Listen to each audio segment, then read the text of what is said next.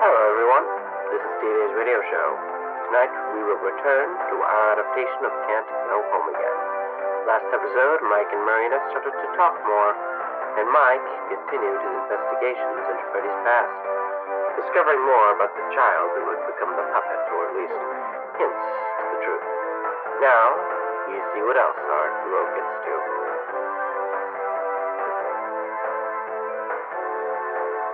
Following Mike and Mary's conversation, things managed to settle back towards normalcy, or rather, as close as living with a haunted puppet could be, as the two formed their daily routines.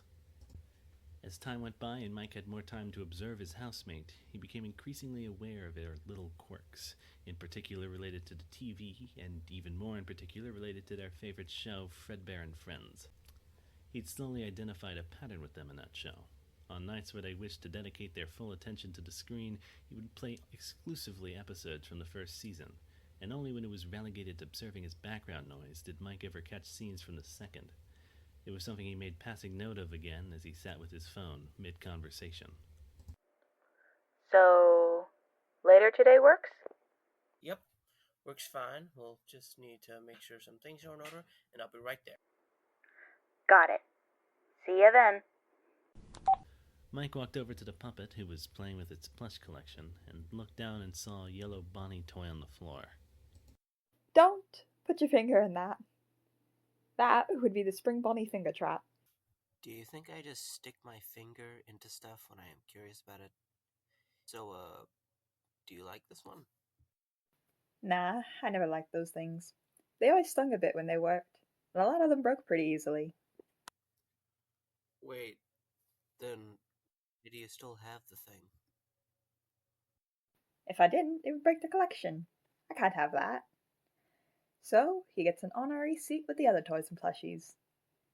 Even if he's a hideous, barely functioning, dumb mistake of a toy, he still deserves his seat here. Well, that makes sense. I just wanted to say my, semi-date with Natalie tonight. Are you sure it's okay for me to go? Yes. Alrighty then. I'll be sure to be home before midnight, make sure everything is locked, and while Sam shouldn't be swinging by, if he does, please don't do anything crazy. I just wanted to ask in case. Right. Okay. Mike decided the answer he'd received would have to be enough, and nodded before leaving the house. A short drive later, and he arrived at his destination, pulling into the lot and under the glow of a large neon sign that confirmed that he had in fact arrived at Junior's. A man in a green coat stood by the entrance and held up his hand as Mike approached.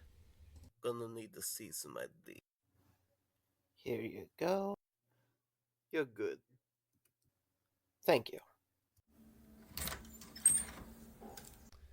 Mike spotted Natalie as soon as he entered, sitting in the corner of the pub with a drink already in her hand.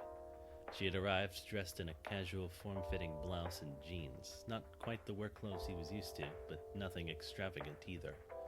He'd recognized her, even with her hair loose from its usual ponytail, now being allowed to cascade down her upper back and shoulders, but for as nice as she looked, Mike was already much more focused on how to use it to make an amusing introduction. Do I know you? You look familiar, but I can't put my finger on it. Not sure. You also look familiar. And there's only one person I know who can make jokes quite that bad. Oh! It's you, Mike! Hi there! I didn't recognize you without the security guard uniform. Started without you. Is that a Pepto? It's pink strawberry. You'd be surprised how fast it can work. Just make sure I don't have to drag you home. As if. Hello? Bartender? Alright, give me some of the punch, but not too extreme. You can refill whenever it seems empty.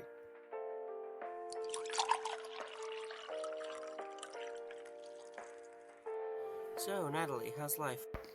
Rough. My brother's dealing with money problems. He wanted to get a better apartment, but now he's stuck. If it gets worse, he'll have to move in with me. Thanks for agreeing to this, by the way. I really needed this. I am so sorry to hear that. I don't envy you. Heh, thanks. Anything else you need to get off your chest? Well, pay for me isn't doing great either. The security gig I got with you is fine, but the mall job I have pays basically nothing. Trying to get a better job to replace it. I remember the pain not doing great at Freddy's. I was freaking risking my life at night, nearly getting stuffed in a friggin' animatronic suit and shredded to death in it for under minimum wage. Frederick gave me some extra cash, thankfully. There was a time where Foxy actually caught me. He was dragging me to stuff me in a suit, but then sick struck while we were in the middle of the hallway, and he just fell on me. I was stuck there for like an hour with that guy on me. It was terrifying. Why were the animatronics doing that?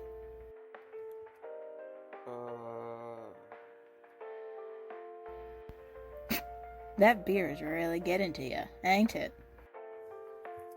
Yeah, that's it.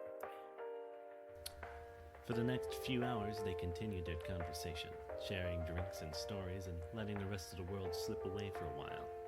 Still, one of them would have to eventually make the mistake of looking up at the clock, and tonight, Mike was the first to do so. I can't see the hands well. Are they pointing up? It's about 11, I think. I gotta go now. Before midnight. Oh, really? Didn't realize you had a curfew. I do. If I don't get there in time, then the ghost of Frederick's son will be mad at me.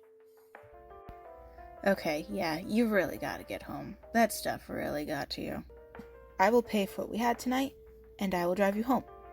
You are in no state to drive. Okay.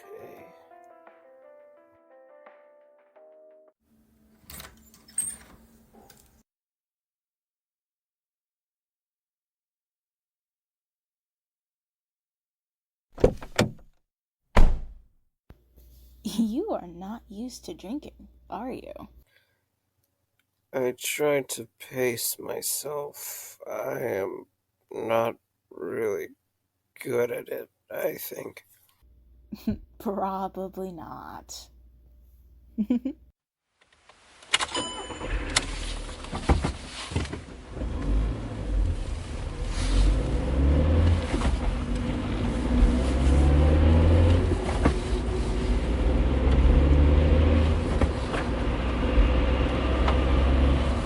Thanks again for this, Mike. It was lots of fun. Plus, seeing you drunk is sort of cute. I'm cute all the time. Huh, yeah, you are. And wow, even drunk your snarkiness persists. It's my power. Alright, this should be the place. Want me to walk you in? No, you're good. Thanks for all this, Natalie. You're wonderful. Thank you. Mike eventually got the car door open and managed to stumble up to and through the front door, where his eyes quickly made lazy contact with the puppet waiting for him in the living room.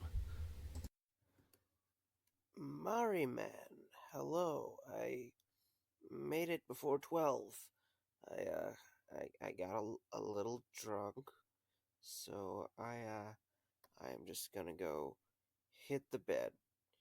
Here, how about you try winding the box with a rope once you're inside? That way, I need to get some rest. Mike staggered down the hall, wobbled left into the master bedroom, and immediately collapsed into the bed. The puppet trailed behind him as he did, and decided to cover the poor fool with a nearby blanket. They returned to the living room to collect their Fred plush, and then made for their own room, looking down at the toy as they spoke both to and for their imaginary little friend. Hey, Marinette, do you find that Mike guy annoying? No. He takes care of the house. He seems nice. He's a bit troublesome, and as tonight showed, a tad bit of a moron. But it's a bit endearing. It's easy to grow fond of him, but he's not like my dad. Why didn't your dad tell you he was having heart problems? I don't know. He did hint at it, I think. A few months ago, he sat me down and said how there'll be a day when he couldn't go home again, and he asked me what I planned to do then. I told him I didn't really think that far ahead. He changed the subject, watched some Fredbear with me. I just thought he was speaking generally, not that he knew something was wrong. God, now I remember how it was when Dad didn't come home. I just thought he was on a trip or dealing with things. I liked having the house to myself at first. I was tempted to read the letter, but I avoided it. And now I know he's just gone. I didn't even get to say goodbye. God, I'm crying again. Why am I such a child? Hey now, Mary. Look on the bright side. Right, the bright side. At least Mike is here. And so far, he's really good. It's nice not waking up and knowing there's a monster out there. It's nice knowing my dad was happy, and he died knowing I would be cared for. That's nice. With that, the marionette felt something strange, a sensation he normally never felt without the aid of his box. He felt tired. He drifted past his music box and laid down in his bed to sleep. While the puppet slept, Mike dreamed. A deep haze, utter silence. Then suddenly, everything snapped into place. He had just stepped out of a strange car. Either it was too big or he was suddenly smaller, along with 3 others wearing animal masks. One a chicken, another a bunny, and another still a bear. They were walking into the parking lot behind a restaurant, its features blurry and distant like a half-forgotten memory, all except for the sharp yellow hazard tape strung in every direction. This was a crime scene. Gabriel, I know that you're sad about the accident, but we shouldn't do anything crazy. It's not just that, Dallas. No animatronic should be capable of that. And there have been tons of rumors of Fredbear moving around at night, all creepily. Yeah, you're right, Raymond. Rumors. Kids are easily scared. Even without that, we should bust it up to make sure no accidents like that can happen again. That voice came from me, but I am living through his memories. I am the kid with the foxy mask. Chris, talk some sense into them. All I know is I have a brother named Max, and I know that if something happened to him, I would feel bad. And if there was even the possibility something like that could happen again, I would stop it. Agreed. Thanks for the support, Chris. Fine. Let's just get in, find it, bust it up, then get out. Come on. I was able to get a key from my dad's office and get us in.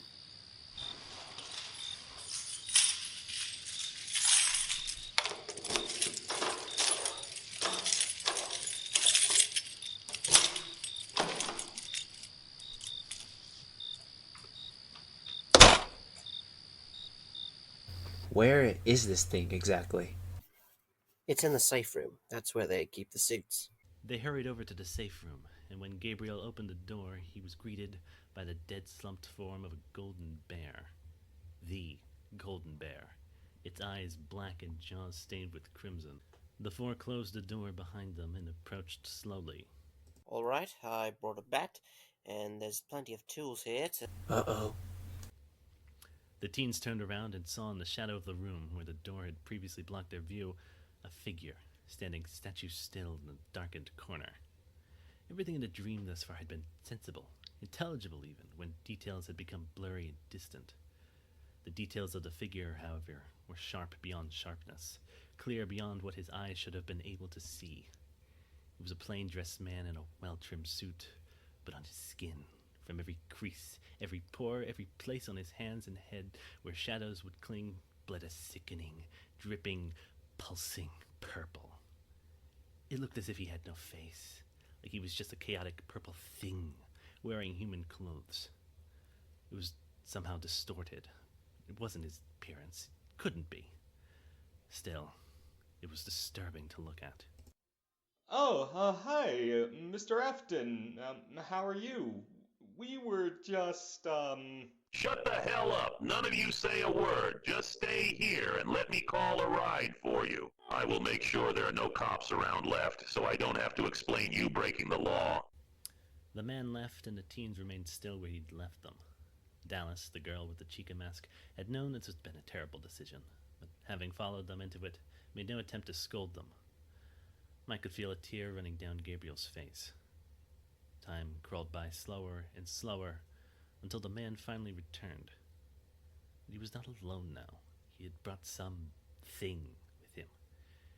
It looked like Foxy, almost, the fur gone and replaced with sterling metal. It creaked and scraped and groaned as it walked beside him, glowing eyes almost seeing through them. It was a bizarre thing, and almost enough to distract the kids from the gas mask wrapped tight around the purple-stained man's face. What is that? All it took was a single breath, and the dream went black.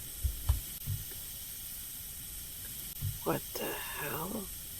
Mike blinked, and the world returned. He was alone, himself again, in a checkered tiled hallway that seemed to stretch forever. There were no sounds from anywhere, only his own breathing and his heartbeat. And then, footsteps.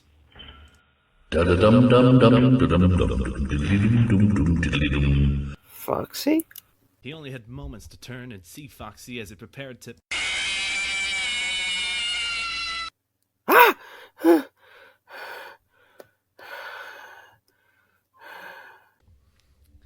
Mike's body threw itself up off the bed as he awoke, drenched in sweat.